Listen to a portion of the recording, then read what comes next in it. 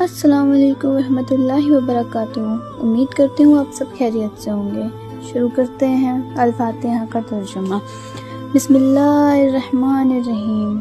شروع کرتا ہوں اللہ کے نام سے جو بڑا مہربان نہایت رحم والا ہے۔ اس کے معنی آپ کو اچھے سے پتہ ہے۔ الفاتحہ کی ہر آیت ایک الگ مطلب لاتی ہے۔ جیسے شروع کی 3 آیت ہیں الحمدللہ رب العالمین الرحمن الرحیم مالک یوم الدین۔ ان تینوں آیت میں اللہ نے ہمیں بتایا ہے کہ وہ کتنا رحم کرنے والا ہے، اپنی اچھائی بتا دی۔ غور کریں، وہ چاہتا تو کسی ابھی آیت میں یا سورہ میں بتاتا، لیکن اس نے شروع میں ہی کیوں بتایا؟ کیونکہ آپ اس پر انگلی نہ اٹھا سکیں کہ وہ آپ پر ظلم کرے گا۔ جیسا کہ آگے کی سورہ میں جزا سزا کو بیان کیا، اور بے شک وہ غیب کو جاننے والا ہے۔ ہم انسان نافرمان ہے، اس لیے اس نے پہلے ہی اپنی تعریف بیان کر دی۔ اب آتے ہیں ترجمے پر۔ پہلی آیت الحمدللہ رب العالمین، سب تعریفیں اللہ کے لیے ہیں جو تمام جہانوں کا مالک ہے۔ اس کی تفسیر بہت اچھے سے میں 2 ایپیسوڈز میں بیان کر چکی ہوں۔ دوسری آیت الرحمن الرحیم، بڑا مہربان نہایت رحم کرنے والا ہے۔ اس کا مطلب ہے اللہ کی ذات سے توحید یعنی اللہ پر یقین، صرف اور صرف اللہ پر یقین۔ رحم کے لیے بھی صرف اللہ پر یقین۔ اس کا پروف ہمارے سامنے ہے، آج کل کا انسان جس کو رحم کا آر بھی نہیں پتا۔ تیسری آیت مالک یوم الدین، جو روز محشر قیامت کے دن کا مالک ہے۔ تفسیر جزا سزا آخرت۔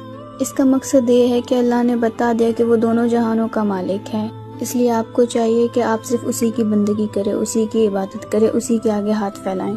آیت نمبر 4 ایاک نعبد و ایاک نستعین، ترجمہ ہم تیری ہی عبادت کرتے ہیں اور تجھی سے مدد طلب کرتے ہیں۔ اس کی تفسیر ہے مقصد زندگی، مطلب ہماری زندگی کا مقصد اللہ سے شروع ہو کر اللہ پر ہی ختم ہوتا ہے کہ اللہ تجھ سے بندگی، صرف تیری مدد۔ یہ چاروں آیتیں بیان کرتی ہیں کہ ہمیں ہماری روزمرہ کی زندگی میں اللہ سے تعلقات کیسے جوڑنا ہے۔ 5ویں آیت اہدنا الصراط المستقیم، تو ہمیں سیدھا راستہ دکھا۔ صراط المستقیم یعنی سیدھا راستہ۔ اس کی تفسیر ہے زندگی کی طلب یعنی ہدایت کی طلب۔ آخری لائنز صراط الذین انعمت علیہم غیر المغضوب علیہم ولا الضالین، ترجمہ ہمیں سیدھا اور سچائی کا راستہ دکھا، ان کا راستہ جن پر تو نے انعام کیا اور رحم کیا، نہ کہ ان کا جن پر تو نے غضب کیا اور گمراہی کا راستہ دکھایا۔ تفسیر یہ رسالت ہے۔ رسالت مانے میسیجز یعنی اللہ کا پیغام۔ اس میں اللہ نے بیان کیا کہ تو میری عبادت کر، میری بندگی کر، میں تجھے سیدھا راستہ دکھاؤں گا، تجھے انعام عطا کروں گا، آزمائشوں کے بدلے تحفے دوں گا، لیکن اگر تو میری طرف سے بھاگے گا تو میں تجھے گمراہ کر دوں گا۔ آئی ہوپ آپ کو سمجھ آ گیا ہوگا۔ ملتے ہیں اگلی آیات میں۔